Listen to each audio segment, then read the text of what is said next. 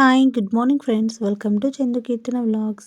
ఈరోజు మనం ఇంట్లోనే టేస్టీగా, సింపుల్‌గా, త్వరగా అయిపోయే పచ్చి పులుసు ఎలా తయారు చేయాలో చూసేద్దాం. ఇది చేయడానికి ఎక్కువ టైం కూడా పట్టదు. అలాగే చాలా తక్కువ పదార్థాల్లో చేసుకునే మంచి రెసిపీ. ముఖ్యంగా వేసవి కాలంలో ఈ పచ్చి పులుసును రిఫ్రెషింగ్ డ్రింక్‌గా తీసుకుంటారు. వేడి వేడి అన్నంలోకి నెయ్యి వేసుకొని తింటే రుచి ఇంకో లెవెల్‌లో ఉంటుంది. ముందుగా ఈ రెసిపీకి కావాల్సిన పదార్థాలు చూసుకుందాం. మనకి ఒక చిన్న నిమ్మకాయ సైజులో చింతపండు కావాలి. అలాగే 4-6 పచ్చిమిర్చి తీసుకోవాలి. ఇవి కారం ఎంత కావాలో బట్టి తగ్గించుకొని లేదా పెంచుకొని తీసుకోవచ్చు. ఒక మధ్యస్థ సైజు ఉల్లిపాయ సన్నగా తరిగి పెట్టుకోవాలి. కొద్దిగా ఉప్పు, పసుపు, అలాగే చిన్న బెల్లం ముక్క కూడా తీసుకోవాలి. బెల్లం ముక్క వేయడం ద్వారా మనకి పచ్చి పులుసు టేస్ట్ అనేది డబుల్ అవుతుంది. ఇక్కడ చూసేయండి, నేనైతే చారు చేయడానికి ఉల్లిగడ్డలు, వెల్లుల్లి, అలాగే జీలకర్ర, కరివేపాకు తీసుకున్నాను. ఇక్కడ ఒక 5-6 వరకు పచ్చిమిర్చి తీసుకొని ఇలా వేయించుకోండి, లేదా కాల్చుకొని కూడా తీసుకోవచ్చు. పచ్చి పులుసులో ఇలా పచ్చిమిర్చి వేయడం ద్వారా టేస్ట్ అనేది డబుల్ అవుతుంది. కొంతమంది కారం వేస్తారు, కారంతో కూడా బాగుంటుంది. కానీ ఎక్కువగా పచ్చి పులుసులోకి పచ్చిమిర్చి అయితేనే బాగుంటుంది. పచ్చిమిర్చిని ఇలా మీరు 2 వైపులా మంచిగా కాల్చుకోవాలి. ఇవి కొద్దిగా మాడినంత వరకు కాల్చుకుంటేనే టేస్ట్ బాగుంటుంది. ముందుగా ఒక బౌల్లో చింతపండును వేసి నీళ్లు పోసి ఒక 10 నిమిషాలు నానబెట్టాలి. అలా నానబెట్టి తీసుకుంటేనే బాగుంటుంది. చూసారు కదా, ఇక్కడ నేనైతే ఒక 10 మినిట్స్ వరకు చింతపండు నానబెట్టాను. నానబెట్టింది అయితే మనకి చింతపులుసు తీసుకునేటప్పుడు కొంచెం ఈజీగా అయిపోతుంది. చేతితో బాగా పిసికి తీసుకోవాలి. గుజ్జు మాత్రమే తీసుకోవాలి. ఈ గుజ్జు కూడా కొద్దిగా చిక్కగా ఉంటే టేస్ట్ అనేది బాగుంటుంది. ఇప్పుడు చింతపండు గుజ్జులో మనం ముందుగా తరిగి పెట్టుకున్న ఉల్లిపాయలు వేసుకోవాలి. ఇక్కడ చింతపులుపు విషయానికి వస్తే మీరు పులుపు ఎక్కువగా తింటే ఎక్కువగా తీసుకోండి. తక్కువగా తినేవాళ్ళు కొద్దిగా చింతపండు తక్కువ తీసుకుంటే సరిపోతుంది. వీటన్నింటిని మంచిగా తీసుకొని సైడ్కి అయితే పెట్టేసుకోవాలి.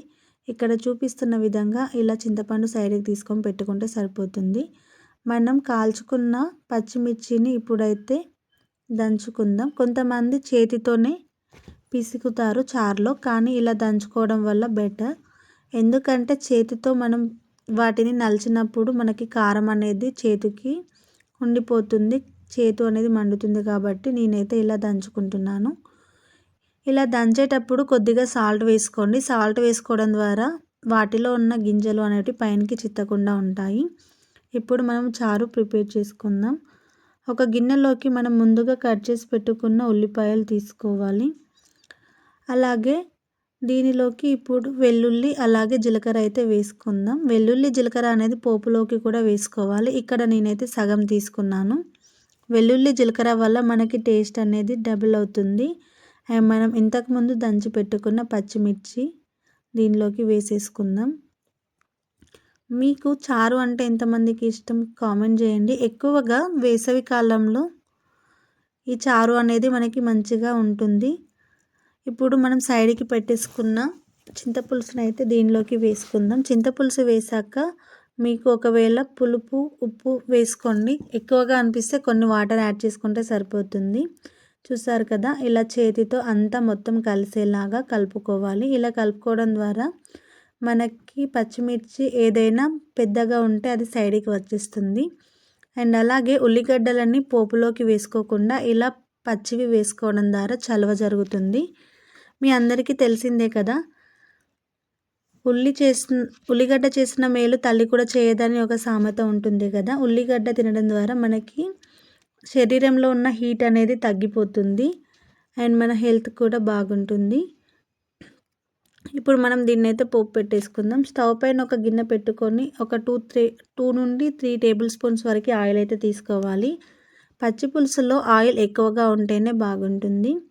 ఆయిల్ హీట్ అయ్యాక దానిలోకి ఆవాలు, జీలకర్ర వేసుకోవాలి. అలాగే మనం పక్కన పెట్టేసుకున్న కల్యామాకు, అలాగే ఉల్లాకు కూడా వేసుకోవాలి. మెయిన్గా పచ్చి పులుసులోకి టేస్ట్నిచ్చేది ఎండుమిర్చి, అలాగే ఎల్లిపాయ, జీలకర్ర వేసినప్పుడు మనకి ఒక అరోమా వస్తుంది. ఆ అరోమా అనేది మన వంటగది మొత్తం వెదజల్లుతుంది.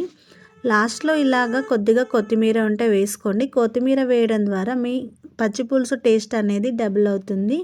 వీటన్నింటిని మంచిగా ఫ్రై అయ్యే వరకు వేయించుకోవాలి. పచ్చిపులుసు అంటే ఎంతమందికి ఇష్టం కామెంట్ చేయండి. ఇదైతే సింపుల్ అండ్ ఈజీ ప్రాసెస్. ఎప్పుడైనా మీకు టైం లేని టైంలో కానీ లేదా అన్నం తినాలి అనిపించినప్పుడు కూడా మీరు ఇలా పచ్చిపులుసుతో తిన్నారంటే ఈజీగా డైజెస్ట్ అవుతుంది అండ్ టేస్ట్ బాగుంటుంది. ఇప్పుడు ఇవన్నీ ఫ్రై అయ్యాక దీనిలోకి కొద్దిగా పసుపు యాడ్ చేసుకుందాం. పసుపు అనేది ఎక్కువగా వేయకండి, కొద్దిగా వేసుకోండి. చూసారా, మనకి ఆయిల్ అనేది సైడ్కి సపరేట్ అయిపోతుంది. ఇప్పుడు ఈ టైంలోనే మనం పక్కన పెట్టుకున్న చింతపులుసునైతే దీనిలోకి వంపేసుకుంటే సరిపోతుంది. చూసారు కదా, ఎంతో సింపుల్ అండ్ ఈజీ పచ్చిపులుసు అయితే రెడీ అయిపోయింది. ఇదైతే వేడివేడి అన్నంలోకి వేసుకొని కొద్దిగా నెయ్యి అప్లై చేసుకుంటే టేస్ట్ అయితే సూపర్గా ఉంటుంది. అండ్ మీరు కూడా ట్రై చేయండి. ఎలా వచ్చిందో కామెంట్ చేసేయండి. ఈ వీడియో మీ అందరికీ నచ్చింది అని అనుకుంటున్నాను. నచ్చితే ఒక లైక్ అండ్ సబ్స్క్రైబ్ చేయండి. అండ్ అలాగే మీకు ఇంకేమైనా వంట రెసిపీస్ కావాలి అంటే కామెంట్ చేయండి. నేనైతే చేయడానికి ట్రై చేస్తాను. And me love and support ఎప్పుడు నాకు ఇలాగే ఉండాలని కోరుకుంటున్నాను. వెళ్ళే ముందు ఒకసారి నా ఛానల్లోకి వెళ్ళి ఒకసారి వీడియోస్ చెక్ చేయండి. వీడియోస్ నచ్చినట్లయితే సబ్స్క్రైబ్ చేయండి. అలాగే మీ ఫ్రెండ్స్ అండ్ ఫ్యామిలీతో షేర్ చేయండి. అండ్ మీ ఇంట్లో అమ్మాయిలాగా ట్రీట్ చేయండి. Thank you for watching. ఇంతవరకు ఎంతో ఓపికతో వీడియోని చూసినందుకు చాలా థ్యాంక్స్. మళ్ళీ మంచి వీడియోతో మీ ముందుకు వస్తాను.